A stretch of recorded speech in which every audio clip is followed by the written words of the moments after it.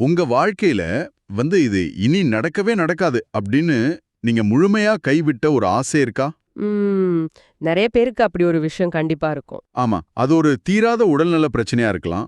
இல்ல மீளவே முடியாத நிதி நெருக்கடியா இருக்கலாம். இல்ல முற்றிலும் முறிந்தி போன ஒரு உறவா கூட இருக்கலாம். யாரோ ஒருத்தர் இது சாத்தியமில்ல அப்படின்னு சொன்னத கேட்டு, அந்த கணவன் நீங்க உங்க மனசின் ஆழத்துல புதைச்சிருக்கலாம். கரெக்ட். அதுதான் நிதர்சனம்னு நம்பிடுவாங்க. ஆனா, இன்னைக்கு நாம இந்த ஆழமான அலசல்ல பார்க்க போற விஷயம், உங்க சிந்தனையே முற்றிலுமா புரட்டி போட போகுது. அதாவது, சாத்தியமற்றது அப்படின்னு நீங்க நினைக்கிற ஒரு விஷயத்த, உங்க நம்பிக்கையின் மூலமா நிஜமாக்க ஒரு குறிப்பிட்ட காலக்கெடு இருக்கு. சரியா சொல்லணும்னா, வெறும் 3 நாட்கள் அப்படின்னு சொன்னா உங்களால நம்ப முடியுதா? ஓ! கேக்குறதுக்கே ரொம்ப ஆச்சரியமா இருக்குல்ல? கண்டிப்பா. நெவில் கொடார்ட் அவங்களோட கருத்துக்களையும் மனித மனதின் எல்லைகளை தாண்டும் ஒரு முக்கியமான உளவியல் உரையையும் தான் இன்னைக்கு நாம ஆழமா பார்க்க போறோம். இதோட முக்கிய நோக்கமே சாத்தியம் இல்லாதத சாத்தியமாக்குற அந்த உளவியல் ரகசியத்தை புரிஞ்சுக்கிறது தான். ரொம்ப அருமையான ஒரு டாபிக் இது.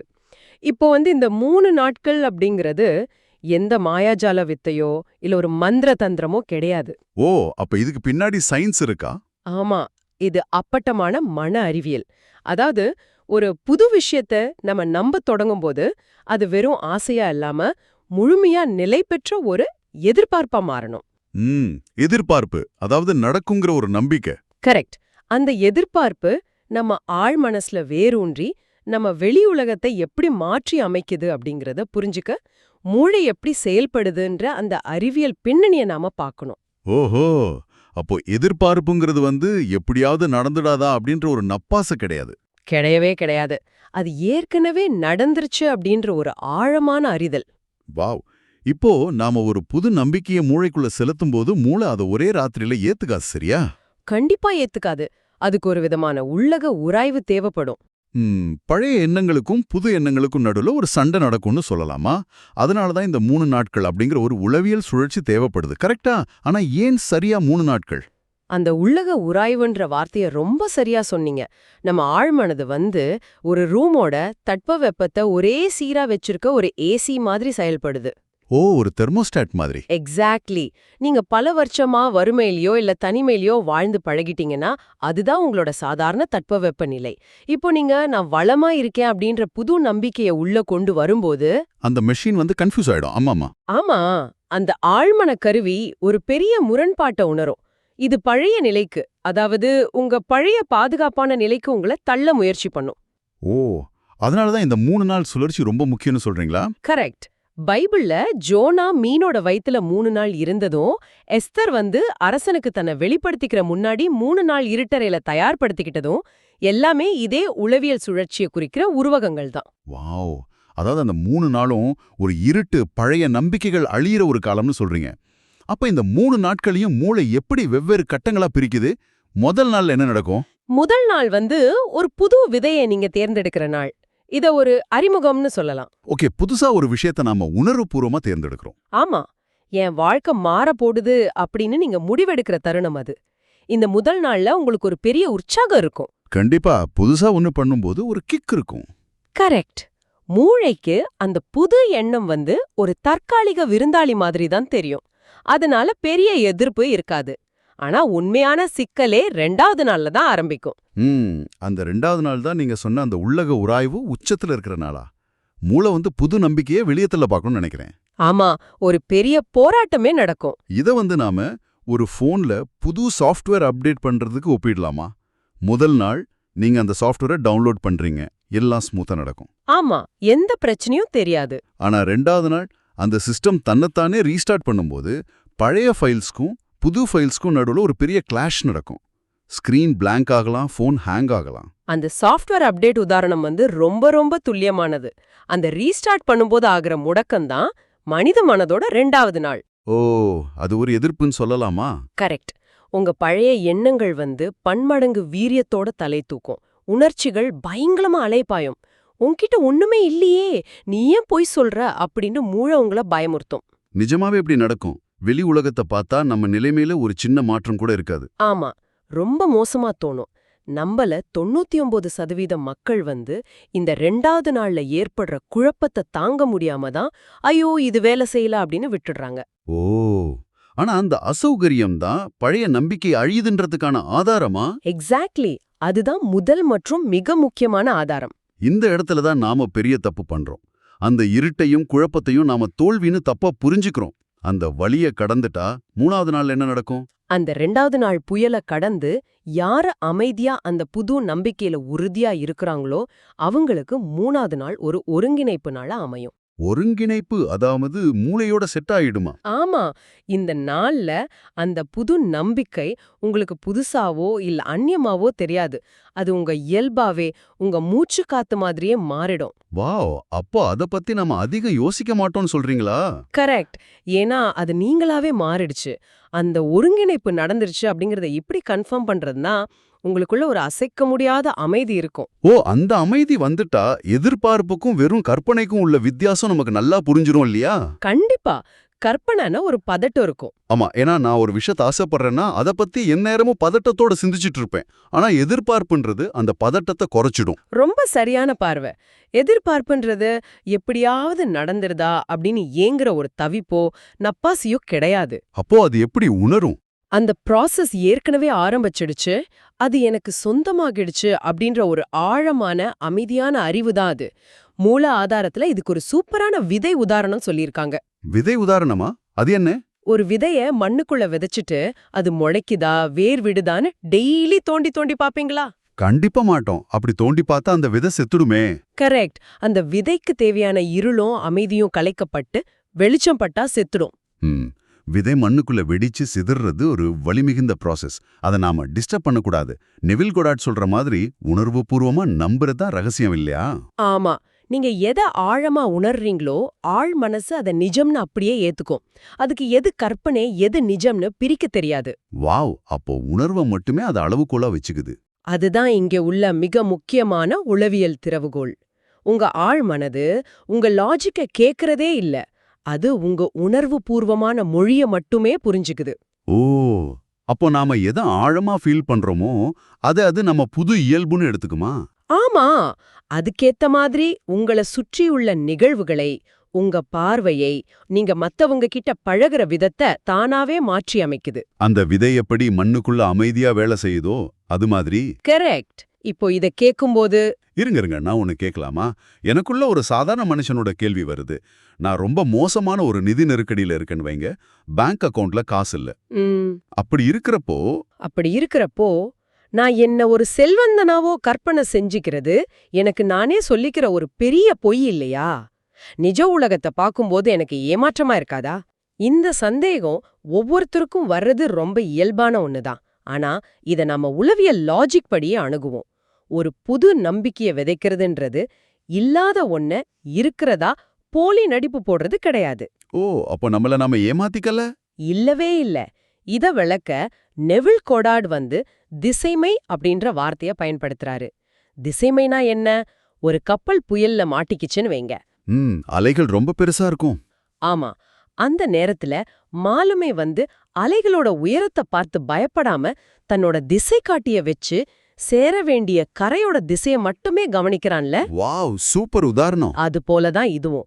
உங்க தற்போதைய வெளி உலகம்ன்றது உங்க பழைய நம்பிக்கைகளோட பிரதிபலிப்பு மட்டுமே. அது ஒரு காலதாமதமான எதிரொலி. நீங்க அந்த எதிரொலிய மாத்த போராடக்கூடாது. அதாவது வெளி உலகத்தோட யதார்த்தம் உங்களை மிரட்டினாலும் அது நிரந்தரம் இல்லைன்னு புரிஞ்சுக்கிட்டு உள்ளுலகத்துல ஒரு அமைதியான நிலைத்தன்மையை உருவாக்கணும்.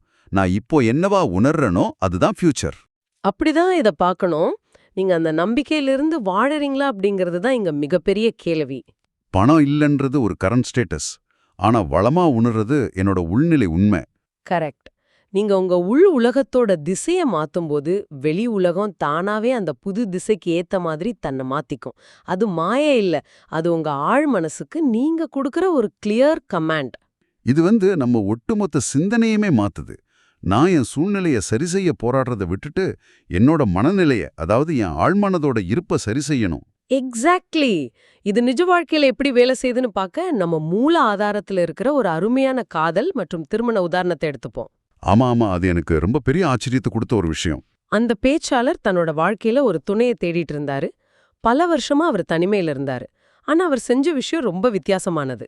அவர் எந்த ஒரு குறிப்பிட்ட பொண்ணையோ அவளோட அழகையோ கற்பனை பண்ணல, கரெக்டா? ஆமா, அதுக்கு பதிலா அவர் திருமணமான ஒரு ஆணின் மனநிலைய தனக்குள்ள முழுமையா உருவாக்கிக்கிட்டாரு. ஒரு நபரை கற்பனை செய்யாம ஒரு மனநிலையை கற்பனை செய்யறது ரொம்ப விசித்திரமா இருக்கு. அவர் அதை எப்படி பண்ணாரு? அவரு டெய்லி தூங்குறதுக்கு முன்னாடி தனக்கு கல்யாணம் ஆகிடுச்சுன்ற மாதிரியும் தன் பக்கத்துல தன் துணை அன்பா படுத்திருக்கிற மாதிரியும் ஒரு அமைதியான உணர்வை உருவாக்குனாரு. ஓ, ஒரு கணவனுக்கு இருக்கிற பொறுப்புணர்வு மாதிரி. கரெக்ட். ஒருத்தரால நாம தேர்ந்தெடுக்கப்பட்டோன்ற அந்த நிம்மதி, கல்யாண மோதிரத்தோட உணர்வு, இதையெல்லாம் கற்பனை செஞ்சு அந்த ஆழமான ஃபீலிங்ல தூங்க போனாரு. இதோட ரிசல்ட் என்ன தெரியுமா? என்ன ஆச்சு? அந்த 3 நாள் சுழற்சியை தாண்டின பிறகு அவருக்குள்ள ஒரு பெரிய உளவியல் மாற்றம் நடந்துச்சு. அவர் வெளியே போய் காதல் தேடுறத, பொண்ணு தேடி அலையறத சுத்தமா நிறுத்திட்டாரு. இதுதான் எனக்கு பெரிய ஷாக். அவர் தேடுறத நிறுத்திட்டாரா? ஒரு விஷயம் வேணும்னா நம்ம வெறித்தனமா தேடுவோமே, அவர் ஏன் நிறுத்தினாரு? ஏன்னா அவரோட ஆழ்மனசு அவருக்கு ஏற்கனவே கல்யாணம் ஆயிடுச்சுங்கிறத முழுமையா நம்பிடுச்சு. அது இன்டகிரேட் ஆயிடுச்சு. ஒரு கல்யாணமான ஆளு, நிறைவான வாழ்க்கைய வாழறவன் ஒரு ரூம்குள்ள போகும்போது பொண்ணு இருக்கலாம் தேடுவானா? கண்டிப்பா மாட்டான். அவனோட கண்கள் அப்படி அலையாது.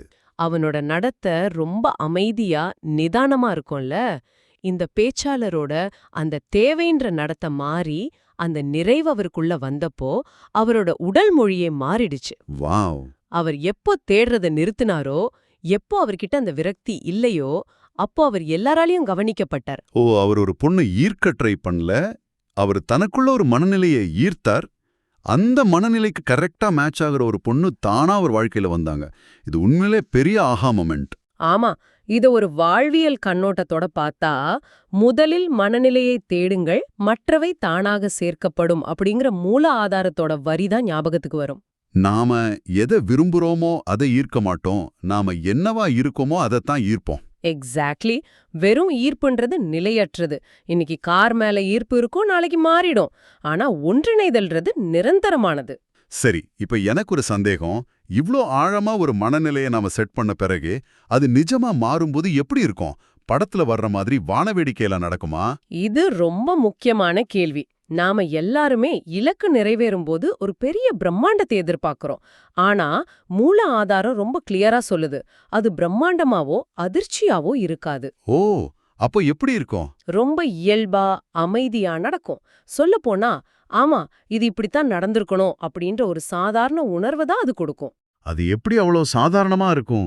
இவ்ளோ நாள் ஏங்கின விஷயம் கிடைக்கும்போது நமக்கு பயங்கர சந்தோஷம் வரணுமே. ஏன்னா அந்த நிஜம் உங்களை வெளி உலகத்துல வந்து அடையிறதுக்கு பல நாட்களுக்கு முன்னாடியே நீங்க உங்க ஆழ் மனசுல அத பல 100 தடவை வாழ்ந்து முடிச்சிட்டீங்க. ஓ, நம்ம நரம்பு மண்டலத்துக்கு அது ஏற்கனவே பழக்கமான ஒண்ணாயிடுது. ஆமா, நீங்க புது வீடு வாங்குறீங்கன்னா அந்த வீட்ல வாழ்ற மனநிலைக்கு நீங்க மாறிட்டீங்க. அதனால சாவி கைக்கு வரும்போது ஒரு அமைதியான நிறைவு தான் இருக்கும், பதட்டமான ஆச்சரியம் இருக்காது. இது ரொம்ப ஆழமான கருத்து. ஆனா நாம மனுஷங்க தானே. அந்த 3 நாட்கள் தாண்டின பிறகும் சில நேரத்துல நமக்கு சந்தேகம் வருமே. கண்டிப்பா வரும். இது நடக்குமா இல்ல பிரமையான்னு தோணும். அப்படி அந்த சந்தேகங்கள் வரும்போது என்ன பண்றது? அது நம்ம ஒட்டுமொத்த நம்பிக்கையும் உடைச்சிடாதா? சந்தேகங்கள் வந்தாலும் பரவாயில்ல. முதிர்ச்சியான நம்பிக்கைன்றது கேள்விகளே இல்லாத ஒரு வெற்றிடமான நிலை கிடையாது. ஓ, அப்போ சந்தேகத்தோடயே பயணிக்கலாமா? ஆமா, விடை தெரியாத கேள்விகளோட வாழ பழகிக்கிட்டு தன்னோட திசையில உறுதியா இருக்கிறது தான் உண்மையான முதிர்ச்சி. நெகட்டிவ் தாட்ஸ் வந்தா அதோட சண்டை போடாதீங்க. அதை அப்படியே விட்டுறணுமா? ஆமா, கடந்து போக விடுங்க. திரும்பவும் உங்க அமைதியான மனநிலைக்கு வந்துருங்க. பிரபஞ்சம் வந்து நாம வாய் திறமை கேட்கறத அப்படியே கொடுக்காது. நாம எதற்கு சம்மதிக்கிறோமோ அதையே நிஜமாக்கும். அதாவது இது எப்ப நடக்கும், நாளைக்கு நடக்குமான்னு கடிகாரத்தையும் காலண்டரையும் பார்த்துட்டே இருக்கக்கூடாது, கரெக்டா? ரொம்ப கரெக்ட். அந்த கண்காணிப்பை கைவிடுறது ரொம்ப ரொம்ப அவசியம். விதை செடி ஆகுதான்னு வேற தோண்டி பாக்குறது இல்ல நாம. அது போலவே நடக்குதான்னு தேடுறத நிறுத்திட்டு நடந்துடுச்சுன்ற அமைதியில வாழ பழகணும். அந்த பதட்டத்தை கைவிடுறதுல தான் இந்த உளவியல் சுழற்சியோட வெற்றியே இருக்கு. வாவ், இது உண்மையிலே நம்ம சிந்தனையை விரிய வைக்கிற ஒரு அருமையான தேடல். ஒரு விஷயத்தை அடைய போராடுறத விட அந்த விஷயமாவே நாம மாறுறது தான் வெற்றி அப்படிங்கறத ரொம்ப ஆழமா தெரிஞ்சுக்கிட்டோம். நாம இந்த ஆழமான அலசலோட இறுதிக்கு வந்துட்டோம். கேட்கறவங்களுக்கு நான் ஒரு விஷயத்தை மட்டும் இறுதியா விட்டுச் செல்ல விரும்புறேன். உங்க வாழ்க்கை அப்படிங்கிறது ஒரு கண்ணாடி. அது உங்க உள்மனதோட நேரடி பிரதிபலிப்பு. இன்னைக்கு உங்க வெளி உலகம் உங்களுக்கு எதை காட்டிக்கிட்டு இருக்கு, அதை வச்சு உங்க ஆழ்மனது இப்போ எந்த நம்பிக்கையை சுமந்துகிட்டு இருக்குன்னு கொஞ்சம் அமைதியா யோசிச்சு பாருங்க. நீங்க சாத்தியமில்லைன்னு கைவிட்ட அந்த கனவை அடுத்த 3 நாட்களுக்கு மட்டும் இது ஏற்கனவே நடந்துருச்சு அப்படிங்கிற மனநிலையோட அணுகி பாருங்க. வெளி உலகத்துல அதுக்கான ஆதாரங்களை தேடுறதை நிறுத்திட்டு உங்க உள்ளுலகத்துல அந்த நிறைவை முழுமையா உணருங்க. அந்த 3 நாள் உளவியல் சுழற்சி உங்களுக்குள்ள என்னென்ன மாற்றங்களை கொண்டு வருதுன்னு பார்ப்போம். கண்டிப்பா. நீங்க என்னவா இருக்கிறீங்களோ அதையே நீங்க இருக்கிறீங்க. எதிர்பார்ப்புன்றது முடிவில் நடக்கும் ஒரு செயலோட விளைவு இல்ல. அதுவே தொடக்கத்தோட ஒரு செயல்பாடு. உங்க நம்பிக்கைகளை சரியான முறையில தேர்ந்தெடுங்க. அந்த மனநிலையில உறுதியா நில்லுங்க. இவ்ளோ நேரம் கேட்டதுக்கு ரொம்ப நன்றி. இந்த Tamil voice reads channel monetisation இல்லாம தான் நடக்குது. இந்த ஆடியோ புத்தகம் உங்களுக்கு பயன் தருதுன்று நினைத்தால் இந்த முயற்சி தொடர்ந்து போக உங்க ஆதரவு மிகவும் உதவும். என்னுடைய இந்த முயற்சிக்கு நன்கொடை அளிக்க விருப்பம் இருந்தால் டிஸ்கிரிப்ஷன்ல கொடுக்கப்பட்டுள்ள UPI ID மூலம் வழங்கலாம். உங்களால் முடிந்த அளவு போதும். சிறிய ஆதரவும் பெரிய உதவிதான். இந்த வீடியோ உங்களுக்கு பயனுள்ளதாக இருந்தால் சப்ஸ்கிரைப் பண்ணுங்க. மற்றவர்களுக்கும் பகிர்ந்து கொள்ளுங்கள். இந்த கருத்துக்கள் அவர்களுக்கும் தேவையாக இருக்கலாம். லைக் பண்ணுங்க. உங்க கருத்துக்களை கமெண்ட்ல பகிருங்க. மனப்பூர்வமான நன்றி.